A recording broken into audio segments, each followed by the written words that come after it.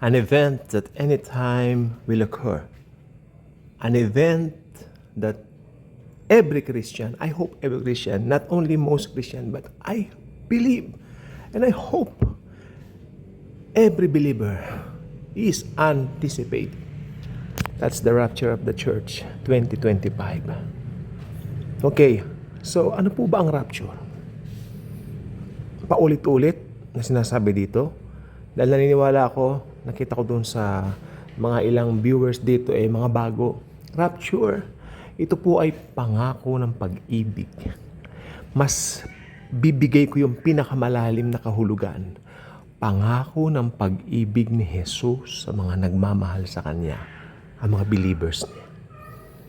Sino ba mga believers? Lahat ng naglagak ng tiwala sa tinapos na gawa ng Panginoon sa krus ng Kalbaryo. When He stated, "It is finished." It is finished already. Ibig sabihin, hindi mo na kailangan maghirap, hindi mo na kailangan gawin ang mga ginagawa ng mga Hudyo noong unang panahon. In the first place, we are not Jews. We are Gentiles. Another thing to be thankful for. Because tayo po ay hindi na saklaw ng mga kautusan na yaon. Okay, so I am so sad. There are some Gentiles who is wearing Jew clothes. You know, they're trying to be Jew. They're trying to do the traditions the Jews are doing, especially in the Old Testament times. I'm so sorry, medyo hindi magandang pakiramdam ko. I mean, ito kanina sa But despite of this, I mean, I would like to give you, gusto kong i-present ang rapture na talagang tagos ang pag-ibig ng Diyos. It's not just an event na parang panakot. No, hindi po ito panakot. Huwag niyo sabihin, tinatakot namin ng mga tao. We're not inserting fear.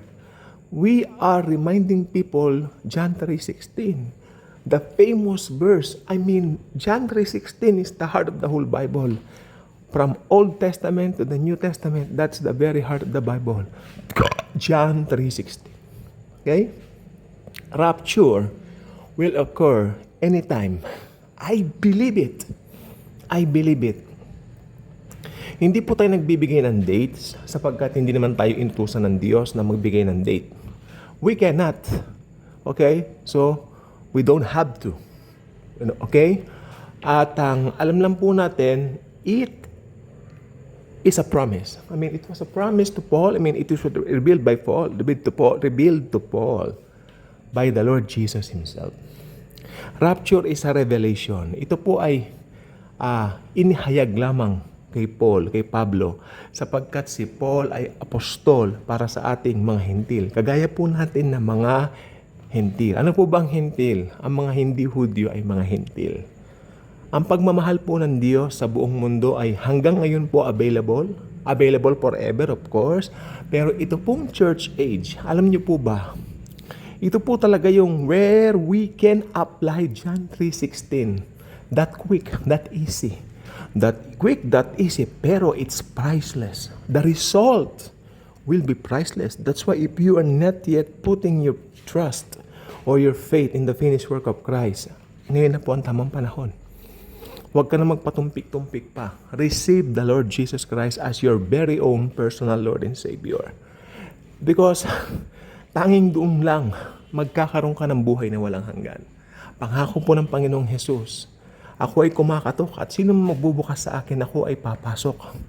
Okay? At ako ay tatahan at kakain kasama niya. What a great privilege.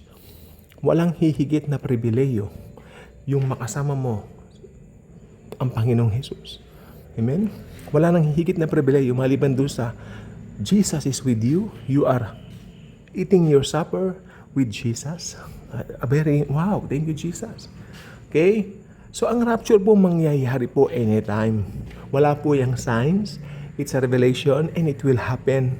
Alam niyo po ba, ang rapture ay biglaan. As in, bago mo pa ipikit yung mata mo, kalahati pala noon doon po, biglaan po siyang mangyayari. It's not something na hihintayin mo kung anong araw. No, wala pong date na binigay. We cannot give some assumptions either. We cannot do that. We cannot just do that. Sa Bible po tayo. Walang nakakaalam. Okay? So, pero walang nakakaalam, pero ito po ay magaganap. Ito ay mangyayari at sana nga po ngayon 2025 na. Kung hindi man nangyari, mag-enjoy po tayo sa buhay. Huwag naman po tayo yung masyadong, alam nyo na, yung parang nananakot. May iba po talaga nananakot. Don't get me wrong. I know some people na parang mga post sa Facebook, parang nananakot. They don't do that. Don't have to do that. Just present Jesus. Just present His finished work and everything will turn out well. God bless.